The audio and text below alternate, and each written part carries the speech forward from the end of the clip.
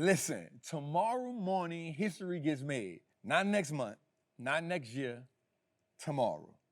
Okay, we get it. SpaceX is expected to be trading around $135 a share, about $1.88 trillion. That would make it the largest IPO in history. And while everybody's focused on Elon Musk becoming the world's first trillionaire, I think we need to look at that story a different way. Because there's something happening behind the scenes with SpaceX and the other indices that most investors have missed completely. The S&P 500 refused to fast-track SpaceX in its index, but the Nasdaq, they opened the door, which means millions and millions of dollars could be forced into SpaceX through index funds and ETFs. This is why the market sold off. But nobody understood it. And if you understand what is happening before the opening bell, then you may understand why the next wave of money, where it can flow at. So in this video, I'm gonna break down something that's critical for us because SpaceX is gonna shift how Wall Street is moving. So we're gonna break down what SpaceX actually does, why Wall Street is so excited, why Starlink may be the most important business inside the company, why this IPO could explode, but why I still might not invest in an IPO, and how the Nasdaq decision, the decision that the Nasdaq made is gonna change everything. And companies, I believe, will benefit from SpaceX. So make sure you like, subscribe, and help me get this video to 2,000 likes. This one is gonna change the game. Let's go. The biggest IPO in history. Well, most people think that SpaceX is just rockets, and we know they're wrong because SpaceX has become 3 businesses under one roof, and I've never seen nobody break it down like this. Starlink, launching services, and Grunk, which is their AI. Now, investors aren't bidding on the rocket company. That's just the thing that gets everybody's attention. They're bidding on the entire ecosystem. Okay, let me make that make sense to you. If you don't understand the ecosystem, you won't understand why Wall Street is willing to pay $1.7 trillion. So let's think about it. One, Starlink is the real business. Starlink, well, it's recurring revenue, so people pay every month. That's right, every month. Unlike launches from rockets, unlike satellites, unlike government contracts, well, kind of government contracts can happen like that, but monthly reoccurring revenue because they have consumer internet, they have aviation internet, they have maritime. If you don't know what that is, that's the ocean internet. They have enterprise internet and direct to sell opportunity. Remember, you got planes and you got ships that are already saying we need that. So let me make the comparison. Tesla sells cars. Netflix sells subscription. Wall Street usually pays more for subscription. That 10x is the business model. And Starlink looks like it's a giant global subscription business. This is why they have the big valuation. Nobody broke that down to us, y'all, but I got us. So most people think that they're buying rockets. They're actually buying a space internet company.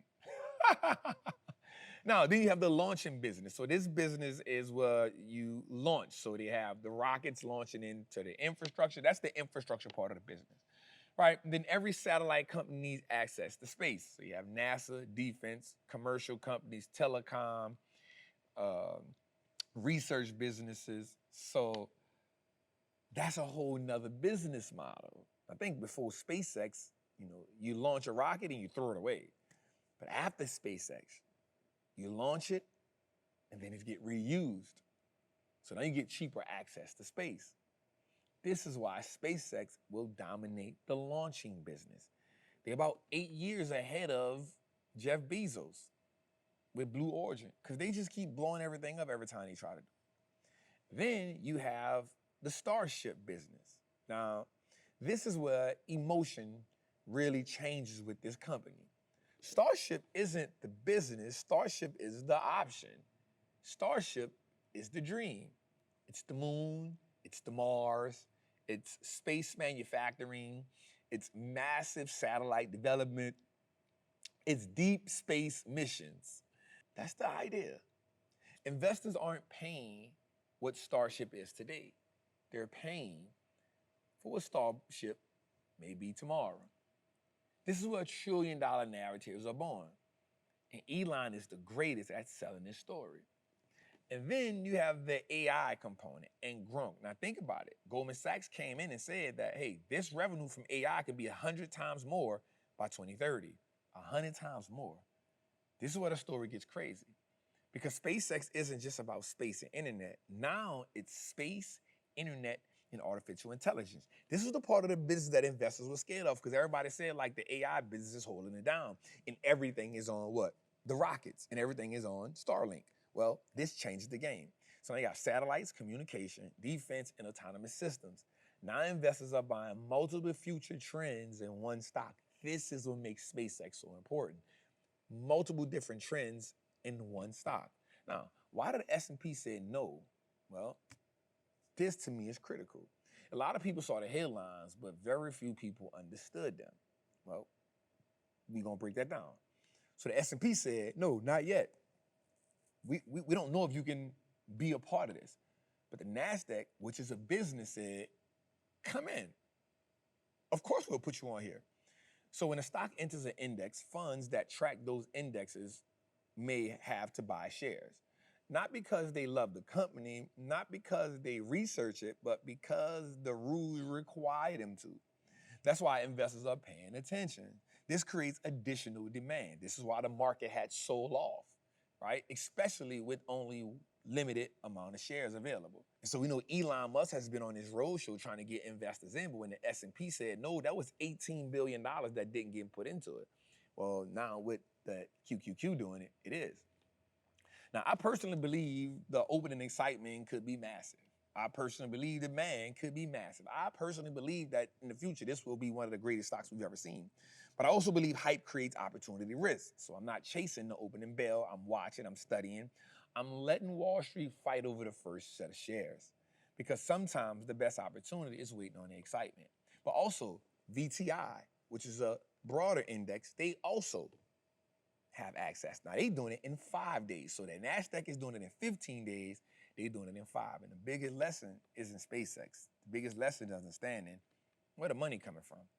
Space, defense, satellite communications, artificial intelligence, infrastructure. Those are the themes that aren't ending tomorrow. They're just now getting started. And whether you buy SpaceX or not, you need to understand the ecosystem being built around it. But we need to understand this as well. The next decade of wealth may come from companies helping build the future, not just the company itself building the headlines.